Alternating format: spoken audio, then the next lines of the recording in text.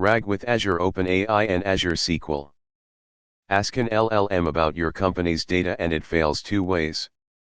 It does not know your handbook, tickets, or catalog, so it guesses or hallucinates.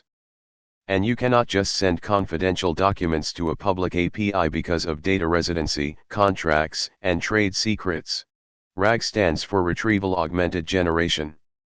You retrieve the most relevant chunks from your own data, put them into the prompt as context, and instruct the model to answer using only that context and to cite it.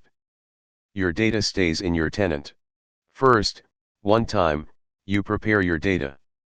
Split each document into chunks, turn every chunk into a vector with Azure OpenAI embeddings, and store those vectors in Azure SQL using the native vector column type. At query time, the user asks a question in plain language. You embed it with the exact same model used during ingestion. Mixing embedding models puts the vectors in different spaces and retrieval returns garbage. Now Azure SQL finds the chunks whose vectors are closest to the question. Vector_distance does the cosine math, and you take the top few. The index sits right next to your transactional data. If the closest chunk is still too far away, answer I don't know instead of inviting a hallucination.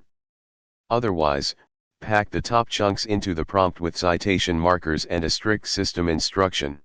Finally, Azure OpenAI generates the answer from that context at temperature 0, with citations back to the source.